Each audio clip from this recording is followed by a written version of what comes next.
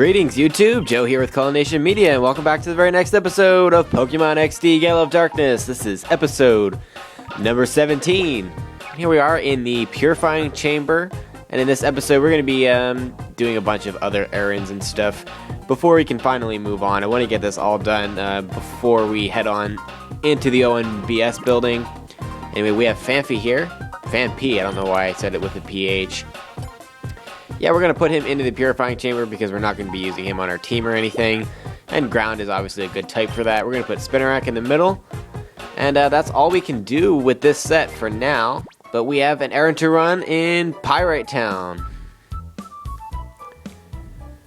Alright, so basically this isn't really that much of an errand. It's more like a battle with Mr. Gale, the gatekeeper of Pirates, so-called.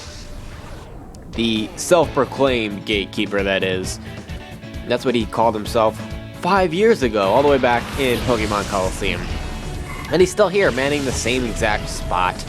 And this is a completely optional battle. He doesn't have any Shadow Pokemon like he did in the first game, so it's really not required. But you can get some nice experience. He doesn't really give you any money, so that part kind of sucks. But it's a decent battle. His Pokemon are at level 16, and he starts off with a Ralts and a Snubbull. Ralts is a pure Psychic type with high special attack, very low physical defense. And Snubbull, of course, is a pure normal type with only one weakness to fighting, but it's pretty fragile, and as you can see, it goes down in one hit to Water Gun. And he's now going to send out his Seedots, which we already know is a pure Grass type. It has like 8,000 weaknesses because pure Grass types just have a ridiculous amount of weaknesses. That did a surprising amount of damage to Ralts, considering it's not very fragile when it comes to special attacks. And Zubat's special attack is kind of bad. Thankfully, he went for the Confusion on Vaporeon and not on Zubat, because that could have been really dangerous, especially given Ralts' very high special attack. Even though it's a completely unevolved Pokemon, it can still be dangerous, especially with the same type attack bonus. Seedot goes down pretty easily, probably mostly because of the level difference. And he's going to send out Houndour, which again is one of the Pokemon that we were able to capture, so we know that it is a Fire and Dark type. It is pretty fragile, although it's quickly fast, and it can pack quite a punch. But we're going to be able to knock it out in one hit before it gets a move off. With Water Gun, thankfully the level difference paid off again there. Otherwise, Houndour might very well be faster than our Vaporeon. Zubat grows up to level 17. And he's not going to learn any moves, obviously, because he just learned Bite at level 16. But he's finally catching up to the rest of our team a little bit at least. And yeah, that was just for the experience. I wanted to get another battle in. Because we need as many as we can get at this point to get Zubat caught up. And Baltoy in the Purifying Chamber is ready to be purified, so we're going to go do that really fast. And the more this goes on, and the more we can purify Shadow Pokemon and add Pokemon to the Purifying Chamber, the faster the purification process is going to go. And that's what we want, because eventually what we want to do is work the Purifying Chamber and manipulate it so that all these sets, all 9 of them, have perfect tempo. Our spot monitor went off, but I'm going to continue to purify Baltoy completely first before we go do that, because it would just be a waste of time to go and then come back. So let's do that really fast. Anyway, let's talk a little bit about Baltoy. He's a Ground and Psychic type with the Levitate ability, even though he's clearly on the ground, which is a pretty interesting type, actually, Ground and Psychic. But it's mostly a defensive Pokemon. It's very slow, very high special defense, and physical defense as well. It's very bulky. And Baltoy evolves at level 36, so you have quite a ways to go before you get an evolution out of him. But he can be useful, especially with the Levitate ability. You can teach his partner Earthquake, and he can withstand it pretty easily. And it's very different for a Ground type to have the Levitate ability. In fact, I think the only other one that I can think of off the top of my head is Vibrava and Flygon, and those are Dragon types, which clearly levitate, while Baltoy is definitely on the ground. And as you can see there, inserting Baltoy where Gulpin was created a perfect tempo in that set, so we're going to put Gulpin in a different set, or at least move him for now. And I suppose it doesn't really matter where we put him here. We'll put him there. That's almost perfect tempo, but Houndour is not super effective on the poison type. Poison is probably the worst type as far as getting everything fixed in the purifying chamber. We're going to put Carvanha in there and let him face Baltoy because water is super effective on ground and the dark type is super effective on psychic. So it works all the way around. But anyway, we need to check out the spot monitor. And it says we need to go to the cave Pokespot because there's a wild Pokemon there. We already caught a Zubat there. And I'm going to switch Teddiursa to the front because he has the infamous Lick ability, or Lick attack. And I love getting the paralysis off of that because I don't have any electric type Pokemon that will help me out in this area. And I don't feel like taking Mareep out of the purifying chamber, so I'm not going to do that. I'm going to head over to the Pokespot.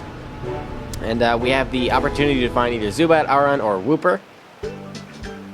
And it is a Wooper! Wow, so back-to-back really rare Pokemon because we were able to catch and find somehow on our first try Trapinch at the Rock Pokespot, which I thought was really, really interesting because many times I was actually trying to catch him and it took me several hours to find one. Same thing with Wooper, although I wouldn't recommend really using Wooper because I don't like the Quagsire line. I don't know why. Because it's water and ground type, it does only have one weakness, and that's the grass types. It is a quad weakness, but I really just don't like it. I don't know. I don't like the style of it, I guess. It is a bulky Pokemon. It has high defenses, pretty decent HP, slow as crap. It does learn Earthquake on its own, which is really interesting. And really useful, so you won't have to burn the only TM that you can find in the game for Earthquake on teaching it a same type of attack move, but at the same time, I don't feel like it's worth it. I feel like there's many, many better water Pokemon and better ground Pokemon as well to be found in this game, so I'm going to pass on Wooper. What you can actually do is trade at Duking's, and I don't know, I believe you trade Surskit for Shuckle, and then Trapinch for Meditite. So Wooper you trade for Larvitar, I'm guessing? Unless I mix those up and Wooper is for Meditite and Trapinch is for Larvitar. Not entirely positive on that, but either way, I'm not really interested in Wooper. On our trip back to the Rock Pokespot, we found a Sandshrew this time, as you can see, which is pretty cool. I don't really like Sandshrew a whole lot either. It is a mostly defensive Pokemon, but it also does have pretty decent physical attacking power, which helps it out considering ground type is all physical in 3rd generation. It also is surprisingly fast for a ground type Pokemon because normally they're so bulky and slow, but Sandshrew and Sandslash are one of the faster ones. Lick was able to paralyze him there, and of course I got a critical hit somehow. This Sandshrew is at level 16. Since it's already paralyzed, I don't know, maybe I'll try a Metal Claw, see what that does. No critical hits, thank you. It actually really didn't do that much damage. And he only got off, I think, 1 defense curl, so it's pretty much a testament as to the high defenses of Sandshrew and just how high they are, because Teddiursa has a pretty decent attacking stat as well. That should be enough to catch him though, which it is.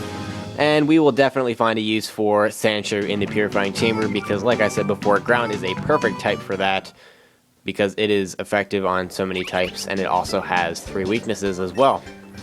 And the spot monitor is going off one more time, so I guess we're going to visit all 3 in this episode, and I'm guessing that's just going to be what I make this episode. It's just wild Pokemon everywhere, which has pretty much been what it's been in the last couple of episodes too, so I apologize for that because it's been fairly boring, but I didn't want to cut this stuff out because I just didn't. I feel like you guys should see the entire playthrough and what my strategies are, and just listening to me talk about random stuff you probably don't care about as much. It's another Phanpy, and I'm obviously not going to catch this one. Although I could probably find a place for it in the Purifying Chamber, I'm not going to worry about this one because it would just be extra. And I already caught Sandshrew, plus there will be other ground-type Pokemon in this game, so we're good to go. And that does it for Phanpy. Phanpy? Why do I keep calling it Phanpy? There's no H. I don't know what's wrong with me. Oh well. Well, that's going to be it for this episode, guys. I'm going to cut it here. I know it's going to be pretty short. Maybe, what are we, just approaching 11 minutes? So it is a short episode. I apologize for that. But in the next episode, we're going to make a little bit of more headway and make some things a little bit clearer about the storyline and maybe about our team as well. Anyway, thank you very much for watching, and stay tuned for episode 18. Game on.